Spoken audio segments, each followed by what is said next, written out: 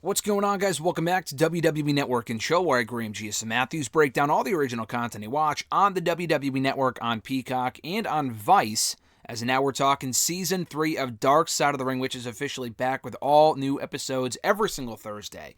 So, unlike Season 1, which had 6 episodes, and then unlike Season 2, which had 10 episodes, Season 3 will have 16 episodes, which is awesome. I think the first 8 will be a part of like the first half for the next month or two. And then the next 8, the subsequent 8 of Season 3 will be airing later on in the year or the summer. I'm not exactly sure when. I hate that because I want them all, at the same time. I can't wait for new episodes because this show is just that good. But I guess it's a good thing, too, because it kind of spreads the love a little bit, where we get the first 8 episodes now, and then we get the show more new episodes later on in the year. Like last year and the year before, they aired all the episodes at one time. So, for example, last year, I didn't watch Season 1 as it aired. I caught up right before Season 2, which I'll get into momentarily. But like last year with Season 2, they put out all 10 episodes at once from March through May. It was pretty much around the time the pandemic started, so the timing could not have been better. But yeah, so like we would watch them as it aired, and then when it was over, and then you're kind of left looking to Season 3, which just came out, yesterday, last night. And, you want more episodes, you want more content because the show is so good. And I tweeted this out last night that the show is a must-watch for any wrestling fan. I missed out on Season 1 as it aired. Obviously, I went back and caught up on all the episodes. All my reviews of every episode so far are up here on the channel in the description box down below, in the playlist entitled, obviously, Dark Side of the Ring Reviews. Now, I did review all the episodes in Season 2 a lot later than I was hoping. Well, technically, I reviewed them after I watched it. I didn't put up those reviews until many months, almost a year later. Like, I literally just finished putting up the reviews from Season 2 like a month ago. I just didn't have a set schedule for when I would put up the reviews. So, because of that, I just got lazy with uploading it. And I had them all uploaded here to the channel, but I never hit publish, and we had so much other content going up here on the channel that I just kind of forgot. So, but we are going to have these reviews, I think, be a staple of Fridays unless I just don't have time or for whatever reason. But I am hoping to upload them soon after they air on Vice, so just a heads up there. But yeah, I think all of Season 1 and Season 2, if I'm not mistaken, are on Hulu now. I know Season 1, most of, if not all the episodes, were on YouTube at one point. They may not be anymore, but I'm pretty sure both seasons are currently up on Hulu, which is awesome. What they did with this episode, the Season 1 premiere, it's technically episodes 1 and 2. It was a 2-hour special, and I didn't know if they could get a 2-hour special out of Brian Pillman, who, admittedly, I didn't know a ton about. I knew who Brian Pillman is, his story, how he died, stuff like that. But I didn't know his story, was this engaging or this interesting, to be honest with you, where it would warrant 2 hours. And that was just foolish of me to think that after watching this, to think that this couldn't get 2 hours, I don't think for example, I don't think the Owen Hart episode, going back and looking at it now, no, it wasn't 2 hours. That was an hour-long episode. That was only, just episode 10. The Benoit one got 2 hours, which was cool for the Season 2 premiere. This one was Brian Pillman. This also got 2 hours. So what they did with this one, a lot like what they did with Benoit, was that they put the first part up on YouTube a week earlier. So the first part went up on YouTube for free, completely free of charge, on their YouTube channel or Vice or whatever, on the Friday.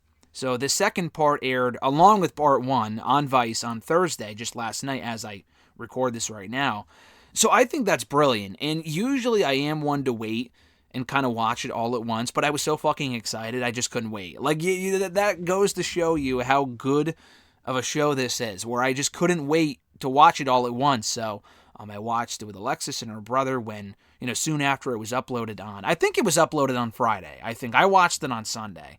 I'm pretty sure it went up on Friday, a lot like the Benoit one did last year, because I remember watching the Benoit episode instead of SmackDown, because I just didn't give a fuck about SmackDown, so we just watched Dark Side of the Ring instead, and it was amazing. And it leaves you looking forward to part 2, which it definitely did. I thought part 2 would start because the show airs, I think, at 9 p.m. every week. It might be 10, I don't know. This one started at 9. I thought the second hour of it would start at 10. It actually started sooner than that, so I missed like a minute or so. That's because they ended the show. I mean, it's still a 2-hour special, but like the commercials were formatted to where the second part of this started at like 9:55 Eastern. Because they ended it a couple minutes early because they were showing a preview for a new show on Vice called Dark Side of Football. Obviously knowing that the Dark Side of Wrestling or the Dark Side of the Ring show did so well and it did monster numbers for Vice last year, which is awesome and well-deserved, that they just took that same format and applied it to football. And I'm sure they can get some great stories out of that. I would honestly watch that. And I caught the preview for that show after this one was over, and that one looked pretty good too. So let's get right into it, because there's a lot to get into here with this Brian Pillman episode. We hear from a variety of people over the course of this episode, from Brian's kids to his widow, Melanie. We hear from Stone Cold Steve Austin, which was a great get for the show. They broke the news on that a number of months ago, but that's such a great get for the show, because when the show first started, they had a lot of notable names attached to it, but you could probably tell some of the bigger names didn't want to do it, not thinking that it would be what it is now, blowing it up the way that it has, the way the show has really blown up over the last year or so. So Steve Austin signing on to do this was perfect. You can't really tell Brian's story without also including Steve Austin. I mean, there's a lot of people they should probably interview for these episodes that they can't due to their ties with WWE. Steve Austin just doesn't give a fuck. I mean, you could see him on Peacock and interviewing AEW talent, openly talking with AEW, and they'll still welcome him back with open arms because he's Stone Cold Steve Austin, you know what I mean? So he's on Dark Side of the Ring here, which was cool. We hear a lot from Cornette. We hear from his strength coach, not Cornette's strength coach, but Brian Pillman's strength coach. Kim Wood was his name.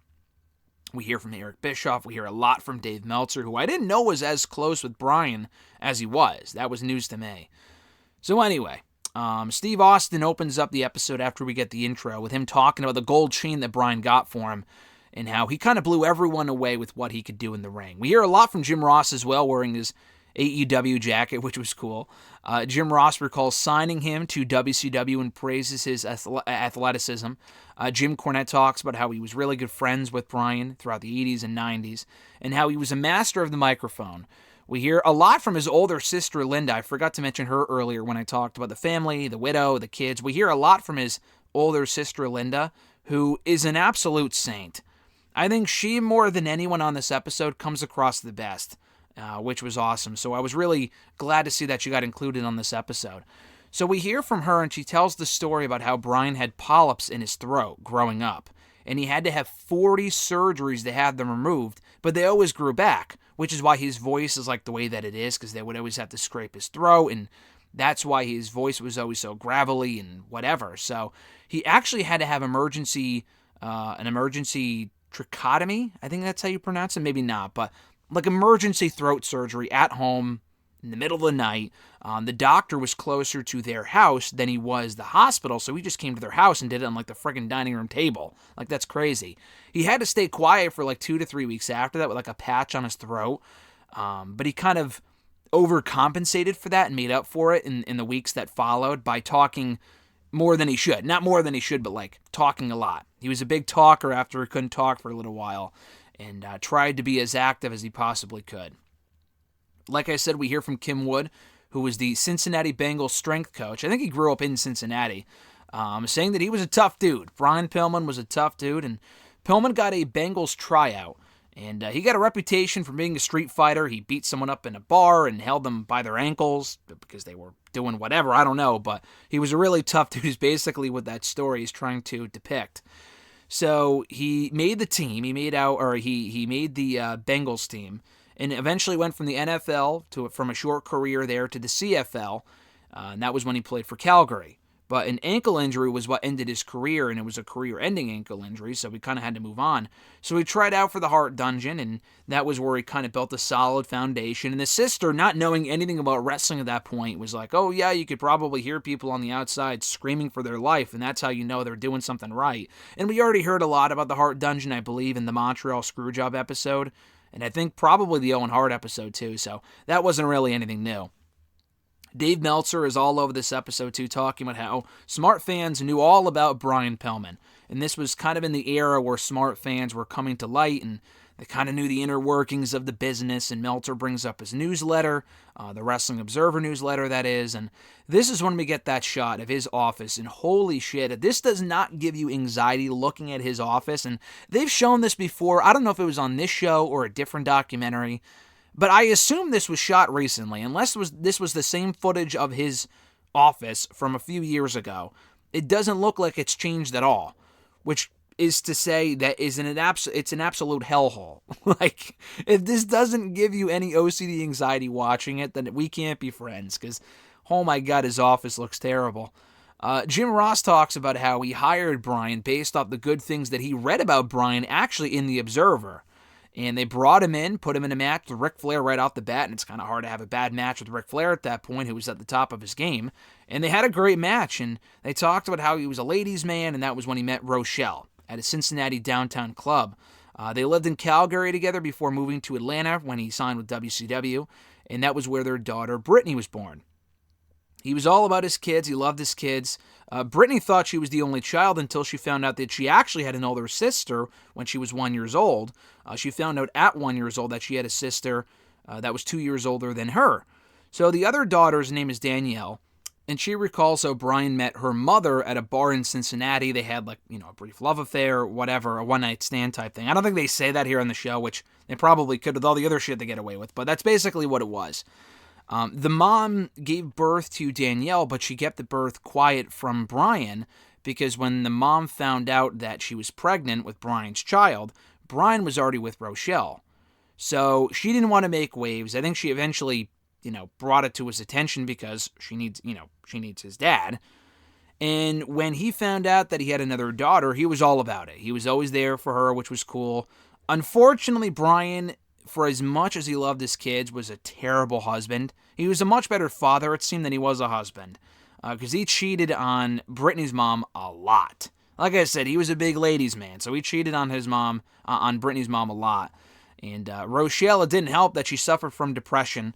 They actually recite this story, and this is just fucking wild. I think just because he could, but the groundskeeper that worked at their house when Bryan was at a WCW show attacked Rochelle when she was home alone, attacked her and stabbed her in the face and in the cheek several times. She didn't die or anything, but obviously that's got to fuck you up, if not physically, definitely mentally. I think Linda was asked about that, and they said, well, why? Why would he do that?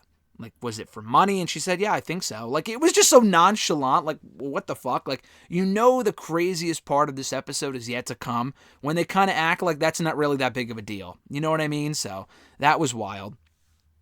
So anyway, Brian Pillman, meanwhile, in his wrestling career, wanted to be more than mid-carder. And we hear from Eric Bischoff, as I mentioned earlier, who called Brian's first couple of years in WCW tough. They had a lot of start and stop pushes for him at that point because they had changes in management all the time. So he was booked in a team with Stone Cold Steve Austin, or at that point just stunning Steve Austin. Steve was not about it at all. He wanted to be pushed towards the United States Championship picture. He was about to get a push for the U.S. title. He wanted to be a single star. He knew nothing about tag team wrestling, didn't want to be in the tag team. So he and Brian got put together. They made the most of it. Brian, in the car on the way to the shows and whatever, would read dictionaries to kind of amp up his vocabulary for his promos, which is honestly brilliant. They showed clips of his promos and the words he was using, which was really cool. And it was actually Brian who came up with the attire, the team name, the Hollywood Blondes, and really everything about the team and about the team presentation. And Austin was all about it. And it also allowed Brian to show off his personality. So it was really a win-win for both guys. In the meantime, outside of the ring, Brian continued to party, and he fell for a showgirl named Melanie, probably when he was in Vegas or something like that. So he told everyone that he wanted to marry this woman. Meanwhile, he was already still with Rochelle. I don't know if they were married, but he was still with her at that point. I don't think they were married because they didn't say anything about him and Rochelle. Oh no, actually, I'm not sure. They might have been married. I don't know. I thought they were just together because they didn't. I don't think they said anything about Rochelle divorcing him. She just dumped him later on. But anyway, so he was telling people that he wanted to marry Melanie openly while he was still with Rochelle. That kind of goes to show how stupid of a guy he was when it came to this type of shit, And Rochelle didn't find out about this until Melanie called the house, and that was when Rochelle found out. Obviously, very upset. Still with him, still with the guy. until she got pregnant. Melanie got pregnant with Brian Pillman Jr., with Brian's kid, Brian Pillman Jr. And that, I guess, was what, the last straw that broke the camel's back, and that was what caused Rochelle to break up with Brian. So soon after that, Brian proposed to Melanie, and their wedding was on St. Patrick's Day. And it was really all downhill from there. I mean, it wasn't great to begin with, but it was all downhill from there.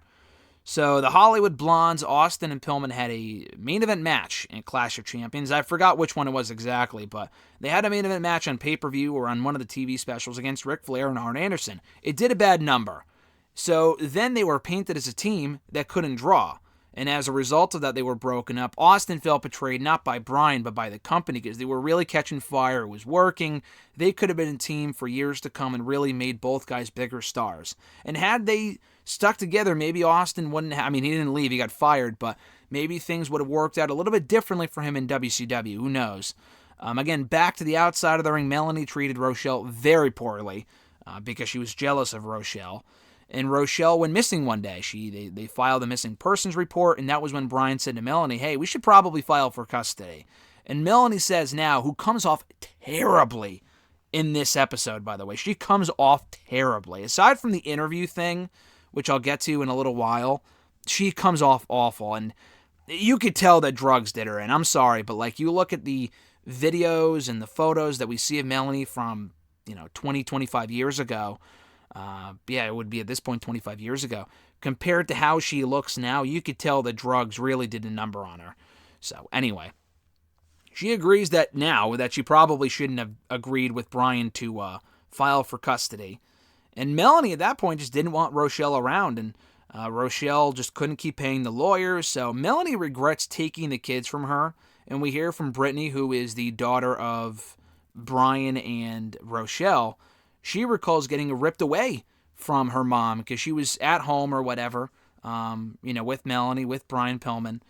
And Rochelle came to visit just to say hi and not to do anything crazy or whatever. But Melanie and Brian saw this and ripped Brittany away from Rochelle, thinking that she was trying to kidnap her or whatever. Really made it out to be much more of a scene than it needed to be. And as a result, they filed kidnapping charges. And Brian, at that point, won custody. So Rochelle was just obviously super worried that she would never see her kids again. She was completely broken up about this. At that point, Melanie called Rochelle, who may have called to talk to the kids. I forgot exactly how that went down. But she told Rochelle over the phone, unless I missed something here, I'm pretty sure this is how it went down. Melanie told Rochelle, or told Rochelle, that Rochelle's own mother thought that Melanie would be a better mother to Brittany than Rochelle could ever be. If I'm mistaken, let me know, but I'm pretty sure that's how the conversation went down over the phone. Rochelle at that point called her own mother, to tell her, probably the same mom that Melanie was trying to say that, that Melanie would be a better mom to Brittany than Rochelle ever could, blah, blah, blah. So she called her mom to tell her that she was committing suicide. I don't think she picked up the phone. I think she just left her a message or something, and then she shot herself. So they eventually picked her up via helicopter, but she died on her way to the hospital. Linda, Brian's sister, his older sister, was the one that had to break the news to Rochelle's mom that, Rochelle had died. Not only that she died, but that she killed herself. And Brian blamed himself. He was completely broken up about it, as he should have been. And both Brian and Melanie agreed that it was probably that she did it, probably because of the pressure that they put on her, and because they were fucking terrible to her. That's another thing. So Brian completely paid fully for the funeral and was fine up until the casket closed, and that was when he just broke down. Melanie, again, whose interview here just comes off terribly. You could tell she regrets it now, and she regretted it, maybe not in the moment, but she is definitely regretful. She's definitely regretful now about it, and Brittany does not hold back. Brittany, God bless her, calls Melanie an evil woman that should have died years ago from all the drugs that she did, but she's going to live till she's 100 because she's going to have to live with the pain that she has caused on people. Holy shit, she completely buried that woman. The fact that Melanie, I was going to say that I was shocked that she even agreed to do the show, knowing that there was a good chance how poorly she could come across. She doesn't seem like the brightest bulb in the closet, but then I also remembered that she did that interview on Raw that was covered here soon after, so I guess I can't be too surprised. But, that was a little bit different. there they completely just fucking blindsided the woman. She had no reason to be on Raw and whatever. I'm not even really sure why she agreed to do it, which we'll get to in a second. This is a little different because this is telling the truth about it. They weren't, going out of their way to paint her in a negative light like Vince McMahon was. This is just telling the truth about the story. I'm just kind of surprised that she would even want to do this, knowing that there's a good chance that she's just going to be buried by everyone on there.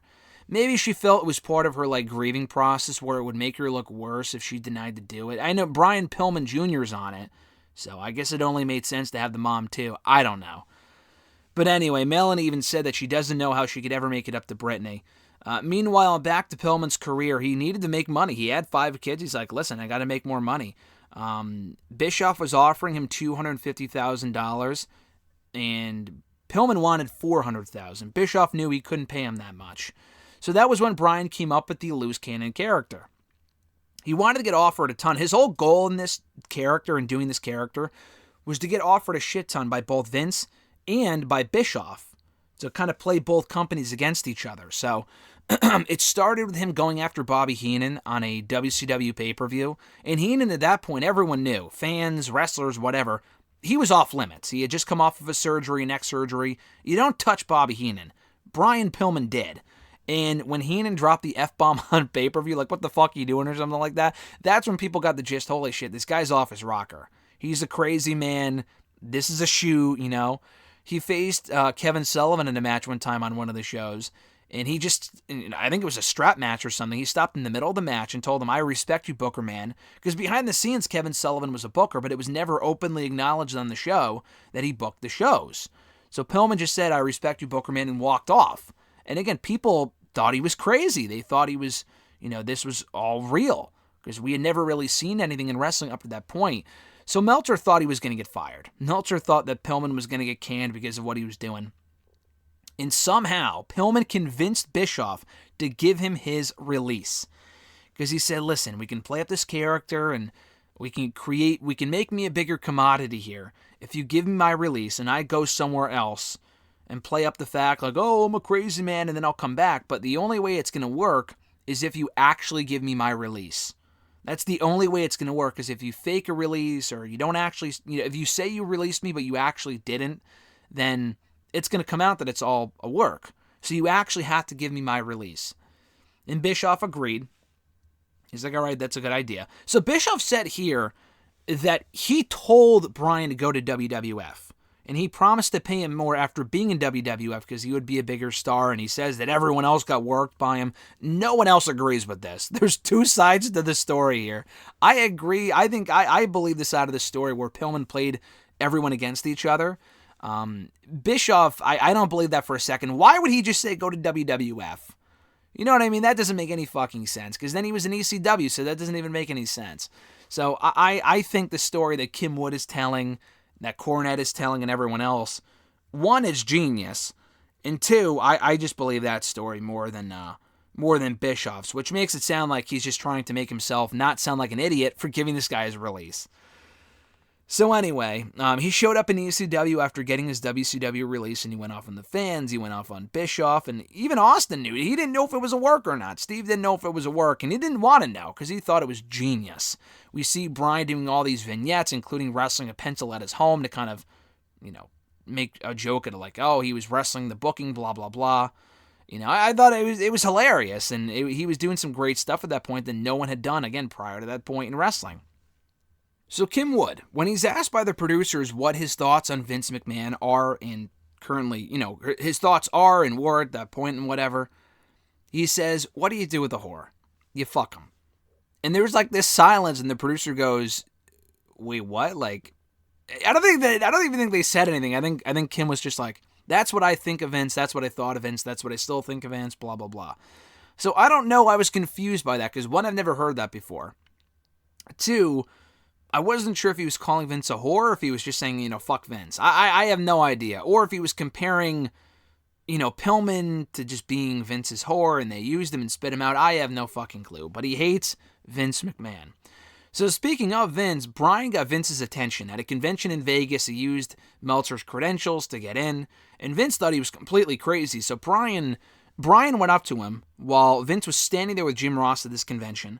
He introduced himself, gave him the whole spiel about who he was, and took a picture with him. He was a fucking crazy man. But JR was like, listen, I think we should take a chance on him. He's a hot commodity. He told them what he was doing and why it was creative, and Vince thought, okay, we'll take a chance on him. So Meltzer said that Bryan felt at home in WCW because it was kind of, there were smaller guys there, even though at that point they were bringing in bigger guys like Hogan and Hall and Nash and whatever. But he felt at home in WCW. Kim Wood said he didn't give a shit where he was. He just wanted more money, so believe who you want. But either way, Meltzer brought up how he was all about saving money for his kids, but then he would buy like an $80,000 Hummer. Like, why? So he crashed it. He drove recklessly with it. He crashed it, and this was the end of part 1, if you watch it on YouTube. The car seat of Brian Pillman Jr. was in someone's yard, and thank God no one was in. I mean, he wasn't in. He probably would have died if he was. That's how crazy this crash was. And it was pretty bad. He had to be airlifted to University Hospital. Linda went, the sister, and it took 6 doctors to fix his face. His ankle was completely shattered. It was fused in a walking position, which meant no wrestling and no running even, let alone running, but his wrestling career at that point was practically over. He had a titanium mask. It was screws and bolts that held the leg together, and what caused the crash was he fell asleep at the wheel. He went out to go buy prescription meds, and he took them while he was driving. And they kind of kicked in. First of all, you should never fucking do that, but they kicked in almost immediately. He fell asleep. He drove into a tree trunk. And the prescription meds were muscle relaxers and painkillers, Melanie said. So we hear him doing this interview where he explained what happened. He said he was going 70 miles an hour, which is ridiculous, considering this is like a normal road or whatever. He had no seatbelt on, and he shot out of the top of the vehicle and landed 50 feet away. Brittany, his daughter, didn't even recognize him. That's how fucked up his face was. And all the other wrestlers, because of what he was doing up to that point, they thought it was work. There was a rumor even started that he was having facial reconstruction surgery to make it look like, kind of to resemble Shawn Michaels. And this is one of the dumbest things I've ever heard, but considering that this guy, no one knew what was a work and what was a shoot at that point, I guess I could believe it. And the wrestling, websites ran with it, or the newsletters, the dirt sheets, whatever. This is, fucking 96, 97. This was like 95, 96 at this point. So I guess the rumor was that he had his face remade to look like Shawn Michaels so he can come in and feud with them. Whatever. The doctors told him that he could never wrestle again. He was completely truthful with Meltzer about the whole thing, except for the fact that, Bryan told Meltzer that, oh yeah, the doctor said I'll be fine. He wasn't fine. He was supposed to never wrestle again. It came at the absolute worst time because Vince had just offered him a 3-year deal that was less money, I think, than WCW, I believe, but it had an out clause. So I guess he could leave if he wanted to. But the car wreck happened during those negotiations, so he pretty much realized, everyone realized, including Ross and whatever, he couldn't, Vince didn't realize, I guess, he couldn't do what he used to do physically, so he was just not the same person anymore. He did officially, despite that, join WWE in 1996, and Austin knew, given his potential, that he can go right to the top. That Pillman, given the right type of push, can go right to the top of the card with how talented he was. But whenever he would go home, he had to hook up to an IV. And that was when Brian Pillman Jr., his son, considered it the beginning of the end for him. So he had surgery coming up, and he was put in a program with Steve on TV. And Steve gave him a pretty stiff beating. Steve gave him a pretty stiff beating, excuse me. Took me long enough. To kind of explain why he couldn't walk properly on the show because he was still in a walking boot. He was pretty, it's not like, he sprained his wrist and he'll be out for a couple weeks. He had some pretty serious injuries that should have never allowed him to wrestle again. Realistically, he should have never stepped in the ring, period, but he had a handful of matches for the company at that point. So, anyway, that was how they explained why he would be out because of the injury angle done with Austin. So he re-injured the angle with the chair, and that was when they did the remote interview from Pillman's home, the infamous Raw segment where Austin talked about how, we love making it feel real, but no one could really say whose idea it was aside from maybe Vince Russo. I don't know if he was there at that point. But Austin brought a gun, or Pillman just fucking busted out a gun when Steve went to go break into his house, and the show cut off before they could reveal what happened. So they got a lot of complaints about it. Meltzer said that people just weren't ready for that at that point, and they never really should be, because it just wasn't a good segment. It was just kind of too crazy. And they got a overwhelmingly negative reaction from fans, from USA Network, really pretty much everybody. And they never really say whose idea it was, but it was so bad that Vince had to apologize for it on the show, I believe, the next week. And he never apologizes for anything. So soon after that, he was moved to commentary, and he didn't want to do it. He saw that the beginning of the end for his career, and Jim Ross tried to convince him to look at the bright side and listen, you can make a lot of money doing this. You have a knack for talking. And he's like, no, I don't want to do this. I know I'm being put out the pasture here on commentary. I don't want to do it. So he worked matches hurt. He could barely get through the airport at one point. That's how much pain he was in towards the end of his career there. And Melanie then talks about their relationship at that point, blah, blah, blah. Brian and Wood drifted apart because Brian came to his house one day just completely fucked up and whatever. And Wood was like, listen, you got to get out of here. So that was when their friendship kind of deteriorated, unfortunately. And Jim Ross knew he had to intervene. So he had someone tell Brian to take a drug test. And Pillman called up JR and said, listen, you betrayed me. And JR's like, well, listen, I didn't know what else to do. You're pretty fucked up. And Pillman was telling Meltzer, oh, no one else has to take a drug test. Why me? Everyone else was taking drugs. What's wrong with me? Blah, blah, blah. So he was scheduled to be at the Bad Blood pay-per-view, doing what? I don't remember what the match was supposed to be. I'm sure maybe he was just supposed to be there. I don't remember. So Cornette, who worked with WWE at that point, obviously, called the hotel because he wasn't there at the show. The check-in time is 1 p.m. Be at the arena time is 1 p.m. So he calls the hotel to see when he checked out. The guy disappears for a second. The guy on the other end of the phone. He comes back and says, listen, Brian's dead. And Cornette gets really emotional here. And I don't know if I've ever seen him emotional before. He probably got emotional during the Owen Hart episode. I don't remember. He probably did, given the circumstances. But he gets emotional here, too. And he gets Bruce Pritchard immediately. And he's like, listen, get Bruce here fucking now. Brian is dead. So he died in a Minnesota hotel room at the age of 35. And it was an overdose. And Austin always thought he was invincible, but it didn't really sink in for him until the next night on Raw when they did the 10-bell salute and he got really emotional. Even his son, Brian Pillman Jr., didn't think it was real originally. He thought, oh, where's the camera crew? Dad's fine. It's all just a work, blah, blah, blah. No, it didn't really sink in until, the funeral maybe for him, or a little while later, that it was actually real and that his dad was gone.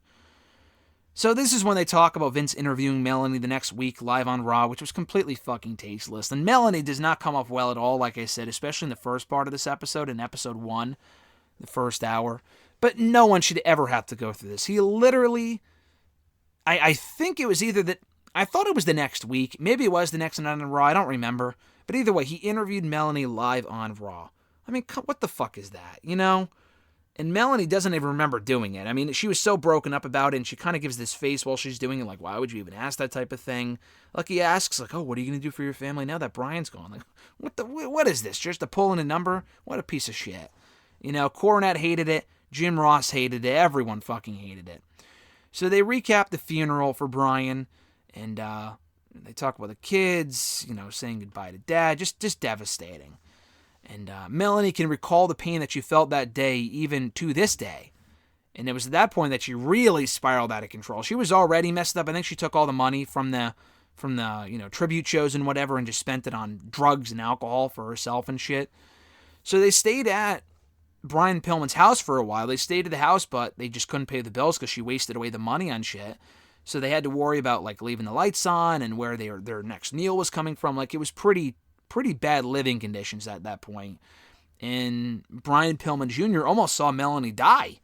He walked in on her just completely passed out, almost died from pain pills or fucking drinking or whatever it was. Didn't help that the stepfather, that I don't know if she remarried or was just dating this guy, but the stepfather was incredibly abusive. She must have remarried if they called him the stepfather and not just Melanie's boyfriend. But he was incredibly abusive. He would just beat the shit out of them for absolutely no reason.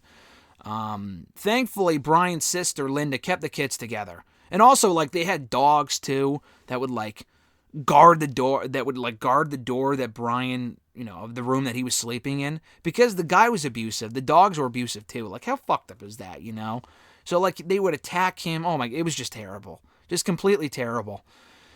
So, yeah, Linda eventually kind of kept the kids together, took them under her wing. I don't know if they all moved in with her or what happened there, but she's taking care of all of them, which is great. And then they just kind of recap Brian's life overall, and they also call Linda a saint too, which is cool. But yeah, they kind of recap Brian's life overall, saying that he was in this car accident. The car accident and the subsequent pills was what cost him his life. Cornette contemplates really where he would be in wrestling history today if he was still around. Like, would he be as big? And he probably would have been as big as the Steve Austins and the Rocks and the Triple H's had he still been around and lived through the Attitude Era. With the rest of these people, had he not gotten hurt and whatever. And we hear from Melanie again, and she doesn't want the kids to be mad at her. They still are. At least Brittany is. I assume the other daughter is as well. I forgot her name, but the other daughter, I don't think talks to her either. Brittany definitely doesn't. Brian does, because that's his biological mother.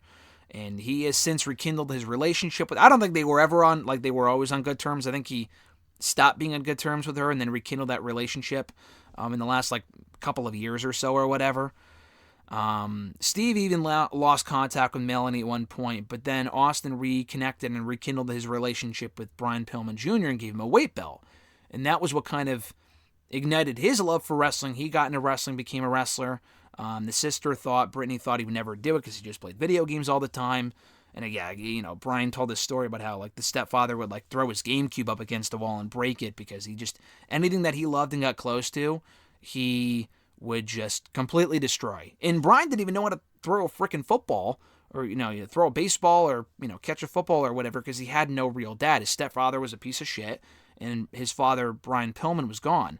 So he got into wrestling and that's really obviously taken off for him. He signed with MLW a couple of years ago and I think he's still under contract there now. I mean, that was a year ago, so I don't know if that's changed or not. He's been working a lot of AEW stuff over the last year. He's been doing a lot of Dark and Dark Elevation. He was on Dynamite this past week, which was cool. He was on Dark Elevation, and Dynamite all in the same week, which was really cool. And Melanie was scared at first of her son going into wrestling, but as soon as she saw the love and the passion that he had for it, she knew that he would be successful. And he gets really emotional, Brian does, about wanting to be a dad. And that's the whole reason why he's doing the wrestling thing, is to kind of follow in his dad's footsteps and be, maybe not as good of a dad. His dad was very loving, but he was also not the best person either. Let's not just say it was all Melanie's fault. I mean, Brian was a big part of this as well. In the deterioration of the relationship with Rochelle and stuff like that. But he wants to be a great dad. And Jim Ross hopes that he can kind of take the good qualities that his dad had and leave the bad qualities behind. And that was the end of the episode, and we hear from other people too, and Steve Austin talks about his place in history and where Pillman would be today, blah, blah, blah. But I thought this was just an awesome, awesome episode. And I hate to call it awesome because it is so sad. The Benoit episode I thought was amazing, but it's so fucking depressing, all these episodes are depressing. I think Cornette has said one time, we should get a show called Bright Side of the Ring. And I agree, I think we need that at some point after all these episodes. Maybe instead of, this confidential shit with, who is it, Conrad Thompson? I don't give a fuck about that stuff, really. But, if you do a Bright Side of the Ring, and some of these stories have happy endings. This one with the son, that was cool. A lot of these episodes, unfortunately, do not have happy endings. So, maybe at some point they can look into that. But, I thought this was a great episode. I really didn't know the background of Brian Pillman Jr., his family life, stuff like that. So I thought that was all fascinating. And people should really check it out. This was an awesome episode. The first part is available on YouTube. The second part I don't think is or will be. But you can check it out online. Or I don't know if it's on... It probably is on demand. I don't know if it's on their website yet. But at least catch the show. They do replay it all the time on Vice. You could probably catch it there somehow. New episodes, I believe, air every single Thursday at 9 p.m. or 10 p.m. Eastern. I'm pretty sure it's 9 p.m. Eastern. And, I'm looking forward to more episodes. This was just fantastic. And they have a lot more episodes to come. Next week is on Nick Gage. That's what next week's episode is on. Can't say that overly excites me. I don't really know a lot about Nick Gage with the hardcore wrestling shit. I mean, FMW, an episode on that sounds interesting, but Nick Gage, who's in wrestling right now, I could see why they're putting it second. The New Jack episode was just... That one was fucking wild. Nick Gage is probably wild too, but... I don't know if I'm a big fan of that, so we'll see. They have the Ultimate Warrior one coming up, which I've said before. They have an episode on him coming up, but they also have an A&E documentary on him coming up too. Like, I can only imagine how drastically different those two documentaries are going to be. Holy shit. But yeah, check this out when you can on Vice. Just really, really good stuff. And I thoroughly enjoyed it. So be sure to stay tuned here to the channel for more reviews of Dark Side of the Ring Season 3 in the weeks to come. I'm hoping to put these up on Fridays, no matter how late it might be. My goal is to put these up on Fridays. So now that Falcon and the Winter Soldier is done and all the Marvel stuff is over for right now, this is going to kind of take that place for the foreseeable future. But be sure to like this video, drop a comment, share the video, and subscribe to the channel for more daily content. And also be sure to hit the bell button to be notified every time a new video goes up. And check out all my other Dark Side of the Ring reviews in the description box down below. Have an awesome week, or rest of your week/weekend, folks. I'm Graham G.S. Matthews, and I'll catch your ass down the road.